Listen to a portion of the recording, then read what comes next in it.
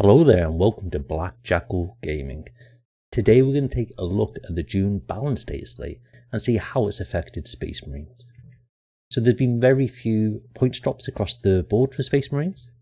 There's a couple of units that strangely went up, I'm not too sure what GW was doing there. Iron Storm has been tweaked and it has definitely gone in the different direction that people probably wanted. And the rest of the detachments has remained untouched, which is disappointing. There's a small tweak to transport capacity, which is quite nice. And the core rules have changed, and they've probably nerfed Space Marines or taken them into a little bit of a sidestep. So it's going to be another 3 months of pain for Space Marines. If you've got another faction, you might focus on them instead, but we'll go through the ups and the downs and see where we stand at the end of it. So looking at the points changes, the repulsor has gone from 190 to 180 points, it's gone down by 10. It's a shame that the executioner didn't go down as well. If it had gone down at least by 5 points, that'd be quite nice, because it's actually not too bad a profile, the executioner. The Land Raider Crusader has gone from 230 to 220 points, but it's still unlikely to see much play because it's incredibly expensive for what it does. It has very limited firepower, especially in comparison to the other heavy transports. And even with the points drop, the increase in capacity for the repulsor, it's largely going to be unused. The Land Raider Redeemer, that's the Flamer variant, has gone from 260 to 285 points. So that's a very strange 25 point increase. I know it's quite a good profile and it was really popular, especially for salamanders, because you could use immolation protocols with it to get devastating wounds. But outside of salamanders and potentially someone like Black Templars, it wasn't seeing too much play. It was just a solid choice. The Gladiator Reaper and Lancer went from 150 to 160 points. It now costs the same as the Valiant, so they all have exactly the same profile. It's still a good chassis and it should still see a bit of play, but the Lancer is definitely edging it at this price point. It's just better than the other variants because it brings a little bit more consistency for the price point. The Storm Raven Gunship went from 240 to 280 points. It's a 40 point increase. Considering in the previous Balance Dataslate, they already nerfed the combination that was in play to use this and get the best out of it. So it was already seen a very limited run in the competitive scene. So it was very odd for them to readdress this again. You know what, if there's any mad lads that want to run around flying these in and dropping stuff off, just let them do it. They're going to have fun and it's not going to be super competitive. It's not going to be breaking any armies and dominating the meta. I really don't understand this one. The Iron Storm Spearhead had some enhancement tweaks. There's been a little bit of rewording for 2 of the enhancements, which has seen them drop in points. So the Master of Machine of War now costs 20 points, and the Target Augury Web now costs 30 points. And that's pretty much it for points drops and point increases for struggling Space Marines. It would have been nice to see some of the very lesser used units get a bit of a points reduction, or at least a rules change, which they haven't, just to see them have a bit more play. So looking at the rule changes, what we've had, Kossoro Khan can now join the Company of Heroes. It's quite nice to give him an additional option for who he can join, but being the only White Scars character, you do lose access to all the other characters and some of the specialist units from the other non-compliant chapters. So you're unlikely to take him, especially his points value. He's not actually too bad a profile. He will give to them the assault keyword for their ranged weapons and a lance to their melee weapons as well, which is quite nice, which gives you the +1 to wounds. This makes them more mobile with this unit. It just gives them a little bit more consistency to the firepower because you can bring it to bear. And it actually helps the company champion out quite a bit because he does have that weapon skill 2+ and the precision keyword on his mastercrafted power weapon. So it allows you to get the most out of this because he's getting that +1 to wounds as well. It would have been nice to see them change his weapon from a mastercrafted power weapon to just a chapter relic, even if it wasn't going to be a named relic, and just buff it slightly so it just isn't a mastercrafted power sword. The repulsor saw a capacity change. It's gone up to 14. This is actually quite nice because now you can run your 6-man Gravis unit and attach a leader to it, because your Gravis bodies each cost 2 places each. So you can take the 6 man for the 12 places, and then you can put a Gravis leader with them up to 14. This is quite nice because previously you couldn't attach a leader to them, so you had to look at the Land Raider variants instead. The Impulsors also had to change. It's gone from 6 to 7. This is again quite nice because you can take the 6 man Blade Guard veteran squad and attach a leader now rather than running them by themselves. The Black Templars have taken a bit of a nerf. They can no longer take Psychic units when using Codex Space Marines detachments. Some players have been a little bit naughty with this, and they were taking all their specialized units at detachment and saying, well, it's not Black Templars, so they can take some of the units they shouldn't be able to. But now this is just being put in stone, and you can't take Psychic units anymore. You also cannot take any of the Gladiator, Impulsors, or Repulsor variants from Codex Space Marines. You can only take the Black Templar variants within their index. Ironstorm Spearhead, like I said before, has taken a bit of a hit to Target Augury Web and Machine of War. They both lost their aura ability, and now they are only able to select one vehicle unit in your command phase. So instead of having that 6-inch aura where vehicles can pop in and out of to get the buff, either the fallback and still be able to shoot, or to get the lethal hits, now they can only select one, and it's in your command phase, so you have to really think about your tactics going into your turn, rather than having that flexibility of having that 6-inch aura. Not only is this being nerfed, the slight drop in points doesn't really make up to the fact that your aura could have been affecting multiple vehicles, and now it's just one. Going down by a couple of points really just doesn't balance it out, especially for a detachment that, although it's the best Space Marines detachment, when it's being used for Codex Space Marines alone, none of the specialized units from the Codex Divergent chapters, you weren't really doing that very well in the meta. It really needed a bank on using the likes of the Black Templar units and characters to get the best out of it. The Mercy Weakness strat also took a little bit of a nerf. It's been increased from 1 CP to 2 CP, so you're not going to be able to get those critical hits going off in the 5+ and the sustained hits anymore. A bit disappointing, really. The Captain of Full Boss Armors had a couple of changes to go with his Master of Deceit ability.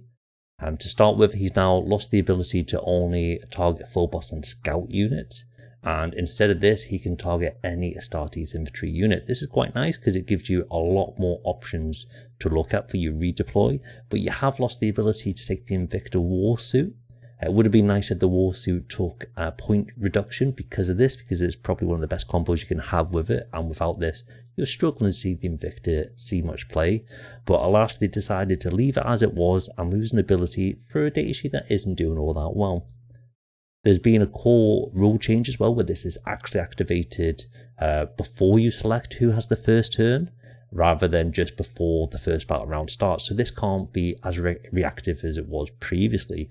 You've now really got to decide your movements based on, do you think you're going to go first? And if you do go first or second, what's the best movement for you? You now can't just set up really aggressively, see who goes first, and then redeploy based on whether you're going first or not. There's also weirdly an update to Crusade rule. They haven't really done much Crusade rule changes at all. They've done none for Space Marines so far, so this is a bit of an odd one. So there's an Ardent Protector's Battle Honor. This has been changed. Instead of being -1 to wound if your toughness is lower than the strength of the weapon targeting you, now this is just changed to that when the unit's being led by a leader, they get +1 to their toughness. So probably a little bit more of a consistent buff, but -1 to wound is always better than +1 to toughness. Over to the core rule changes. The captain's ability throughout all the armies, indexes and codexes have had a bit of a change. So any ability that allows you to use a free strat has now been changed. So instead of it being free, it now reduces the cost by 1. And as well as this, if the ability allows you to reuse a stratagem that's already being used this phase or turn or battle round, you can only do that if it's specifically named within the ability. So if it just allows you to currently reuse an ability, you have now lost that unless it actually names it. For example, if it says you can reuse Overwatch if it's already being used, then you can use that twice. Otherwise, you cannot use it anymore. It'd be quite nice if they updated the captain's datasheet or give them a points reduction just to make him a little bit more worthwhile because of this nerf, but they've left him as he is for now. The good news that you do have about this though is that they've also changed it so you can now target all strats with this ability rather than just battle tactics like you could in the previous updates. Pivoting has seen a bit of a change for your vehicles. Previously you had to measure the distance for each part of the pivot when going around terrain. And now if you're on a round base, you only have to pay for the first 2 inches of a pivot. So you could pivot 360 degrees and only pay for 2 inches of that movement.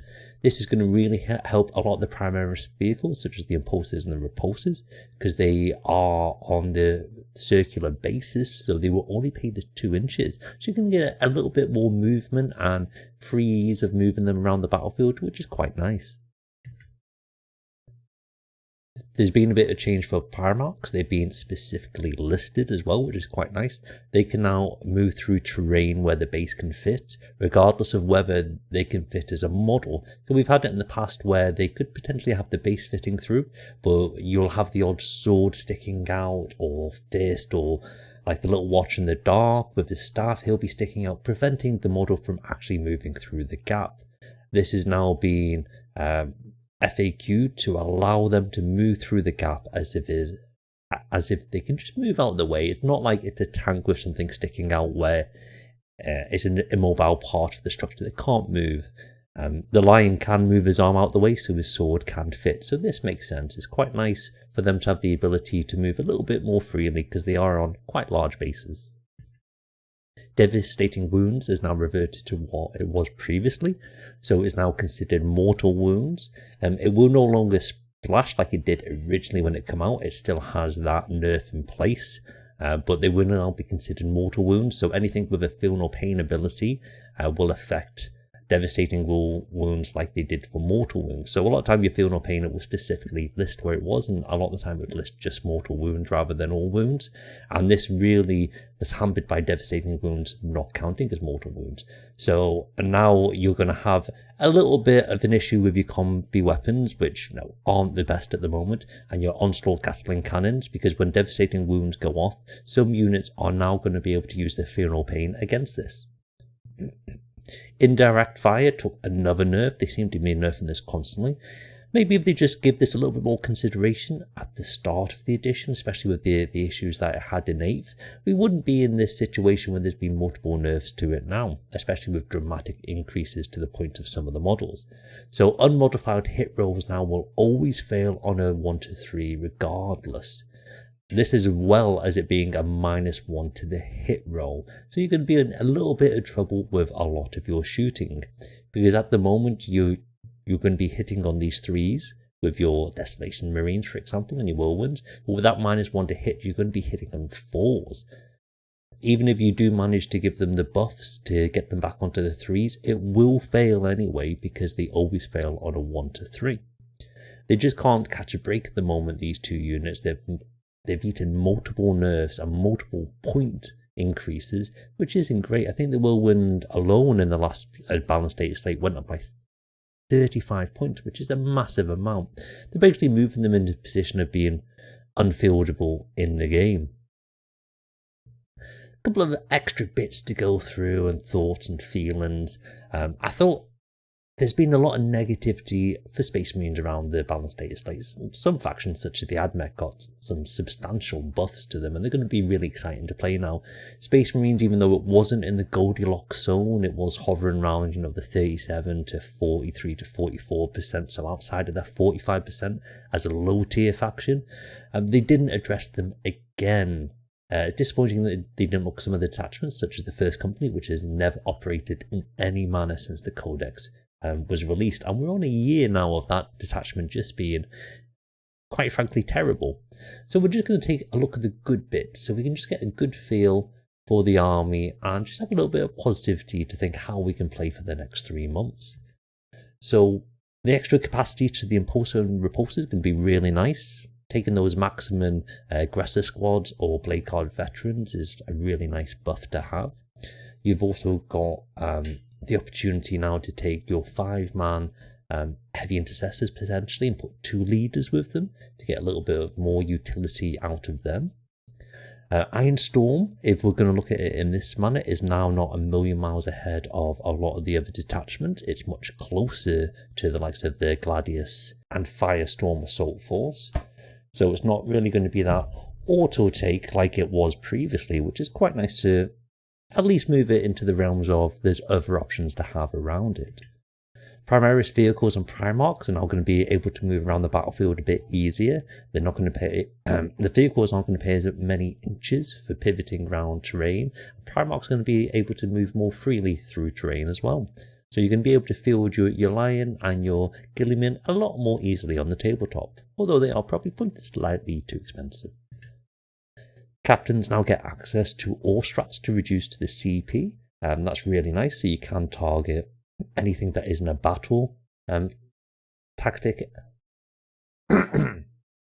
Anything that isn't a battle tactic can get that -1 to the CP cost, which is really nice, especially for all the ones that are on CP anyway, so they're still going to be free. The Repulsor has gone down in price, which is really nice, lowering by 10 points. It does have a lot of small arms firepower. You're probably better running them with the Onslaught Gatling Cannon and the Twin Heavy Bolter. You're not really getting enough firepower out of the Las Talon and the Twin Linked Las Cannon. I've used them in the past and it's underwhelming each time because you just don't have enough firepower to bring to bear, and then all your small firearm is kind of pattering around everywhere else. So it's better to focus on your low to medium armored infantry. And then with the increase to the capacity as well, it's actually a decent price level now. We'll have to test it on the battlefield to see how good it is. Full boss captains can now choose any Astartes infantry unit to redeploy, so it can redeploy 3 of them at the start of, well, before the first battle round, and before you choose who goes first. So this will be quite nice for some of your heavier armoured units. Say, for example, you are having large units of Terminators on the board. Being able to redeploy a 10-man Terminator unit with, potentially 2 leaders leading them is quite powerful to have, and you might set them up very offensively just to make your opponent think of how he deploys his army or her army, and try and make them deploy in a manner where they are deployed slightly weakly, and then you can pull your Terminators out the firing line and put them where you would have deployed them if you wasn't sure if you're going first or second anyway. So it just adds a little bit of strategic thinking and use a little bit of deceit in your setup, not trying to telegraph what you're doing, but trying to change how your opponent is going to set up their army to fulfill their strategy and tactics. And the Captain's Feel No Pain now can be used against devastating wounds, so they've already got that nice +1 to wound in melee, and to have this Feel No Pain against devastating wounds just means it's going to go off all that more often. So there we have it. It's not the updates we wanted, it's not the retouching of some of the detachments to bring them in line, it's not point reductions for certain units that we would have liked, it's not the reworking of data sheets and abilities that aren't working, such as the Reavers and the Assault Terminators. It's not buffed any of the melee units that aren't operating as we really want them to, if you want to lean into that without being a Codex divergent chapter, such as the Blood Angels. So it is slightly disappointing for the moment, but there is some play to be had. Impulsors and repulsors are going to make it a little bit more interesting. There's a couple of stratagems there that allow you to re-embark into the transport during certain phases. The repulsor does have the ability to re-embark if you're charged when you're within 3 inches of it, which is quite nice. So there is some play to be had there that we could explore. Not having the auto take of the Iron Storm is quite nice. We can check out the other ones. Having the +1 to strength might be really nice from the Firestorm detachment. That'll be quite nice. Going really fast into the opponent, getting within those 12 inches and getting that +1 to strength of your weapons, which is going to be nice on all your strength 4 weapons, just to push them past that breakpoint where they're not then the wounding Marines on 3+ rather than 4+. So there is some play to be had. It's still going to be difficult to play Space Marines. It's going to use a lot of tact and discipline and using as much deceit as you can to try and force errors in your opponent. It's going to be another long 3 months if you don't have a large army. If you've got a small Space Marines army, you might struggle a little bit.